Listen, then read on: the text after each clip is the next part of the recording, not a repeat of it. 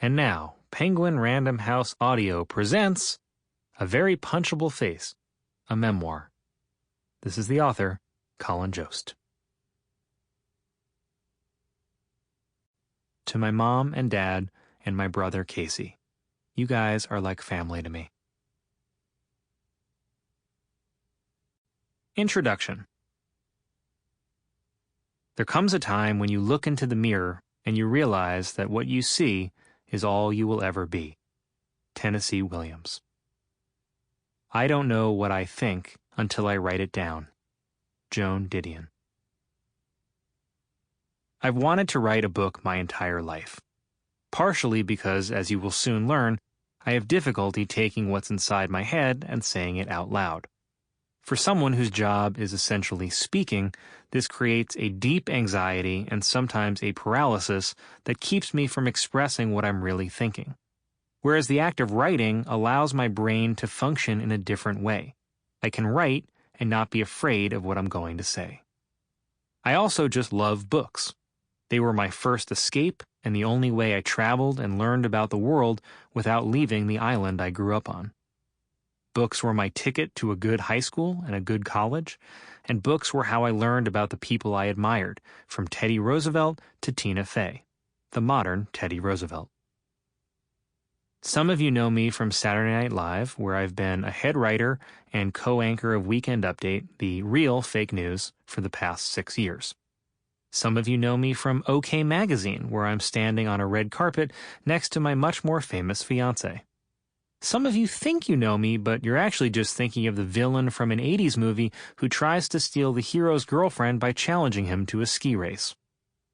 And some of you, I'll admit, were duped, because half the copies of this book were titled Becoming 2, Michelle's Got More to Say.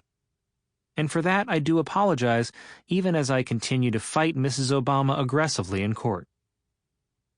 Regardless, thank you for reading my book. I am not a person who opens up easily. I'm half German and half Irish Catholic, so it's never a good sign when your German side is the less repressed one. That's why I rarely post anything on social media or do any serious interviews. I feel ashamed when talking about myself, even though everyone else is doing it. But doing it in book form puts me at ease somehow, because again, books were my friends, math was my girlfriend, and I lost my virginity to spelling. I called this book A Very Punchable Face because multiple friends have told me, Colin, you have a very punchable face. And these are my friends, mind you, so I can only imagine what my enemies are saying. Actually, I don't have to imagine, that's what Twitter's for. I'm so punchable that I've been punched in at least 4 different sketches on SNL, including one where my boss, 75-year-old Lorne Michaels, punches me in the face 15 times.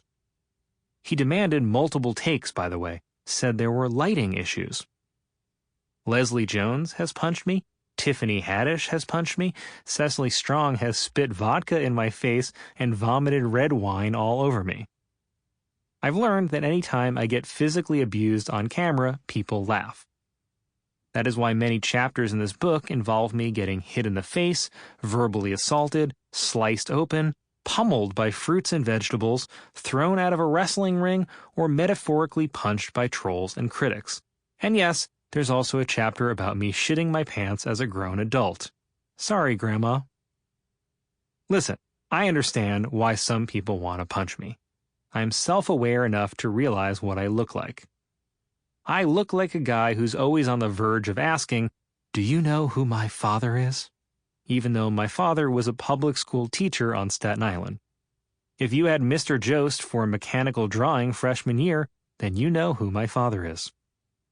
So far, name-dropping my father has only ever gotten me a free pretzel from one of his former students working at Auntie Anne's.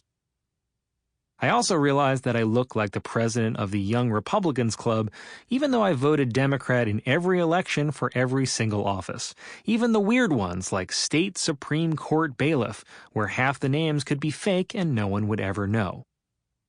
I also once voted for a judge because his last name was Ice, and I just thought that was awesome. And it doesn't help, punch-wise, that I'm one of the whitest white people outside of Frozen.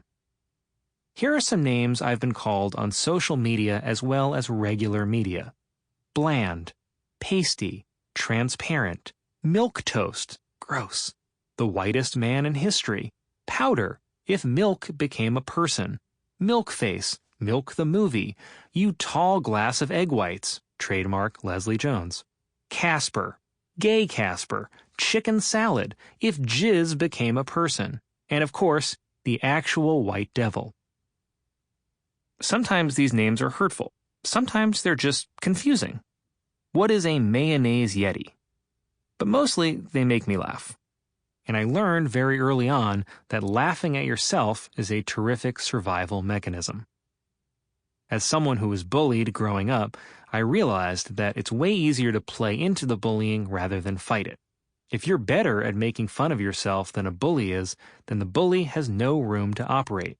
Except punches. They still have punches. Oh God, do they have punches. I've applied this childhood approach to my adult whiteness. If people are going to make fun of how white I am, then I better do it before they do. After all, I'm so white, golf plays me. For this reason, I almost called my book White Guy, until I realized that it might feel a little politically charged in the wrong way.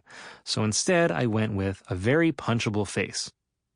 Except in Russia, where it's called Mayonnaise Yeti.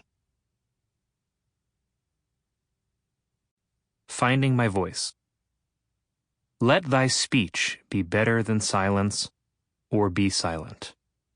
Dionysus of Halicarnassus. If you just don't interfere with yourself, you're quite interesting. Robin Williams. I wasn't able to speak until I was almost 4 years old. I didn't know this at the time, but apparently that's insane. Most kids start to speak by the age of 1.5 or 2, so speaking for the first time at the age of 4 is like having sex for the first time at the age of 75. You can do it, but no doctor recommends it. My parents claim they weren't too worried, but a 4-year-old who doesn't speak isn't normal. It's the opening of a horror movie. They said I could understand what people were telling me, but I couldn't respond verbally. I would point or grunt, but couldn't form any actual words. Basically, I was a shorter, less charming Mr. Bean. My mom finally admitted, okay, we were a little worried since every other child we knew was talking in full sentences, whereas the only 3 sounds you ever made were ma, ba, and da. But you made good eye contact with people and you were exceptionally good at miming. Okay, now that is a horror movie. A 4-year-old staring you dead in the eyes and miming while repeating ma, ba, da until blood pours out of his eyes. I have a vague memory from that age of feeling really frustrated, like I was trying to will the words to come out, but I couldn't do it. It felt like trying to talk underwater, or rap in outer space. My mom said I would get angry a lot and lash out. You very much identified with He-Man at the time, she said, so if other kids were communicating with words, you tended to respond with violence. I'm not sure if that was the message behind He-Man. Use the power of Grayskull to defeat the power of words. Silence your friends with your fists. Punch your way to justice. Other times I would get scared and not know how to express it. My mom said that when a fire alarm went off, I grabbed her hand and mimicked the sound of the alarm. Then I pointed to my heart like, it's making my heart beat faster because I'm scared. I might have been a chimpanzee? I've told my friends that I couldn't speak until I was 4, and their usual response is, oh yeah, that makes sense. And I'm like, what the hell does that mean? And they say, I don't know, you just seem like someone who didn't speak until they were 4. And I say, oh yeah? Well, you look like someone who has sex with their cousin. And that ends the discussion pretty quick. But I kind of understand what they mean. To this day, I'm in my head a lot of the time. I create entire monologues and have full detailed conversations with friends entirely in my head. And then I get frustrated because that whole carefully constructed dialogue will never see the light of day. It just exists fully built in my brain like a ship in a bottle, and then it floats away before anyone can see it.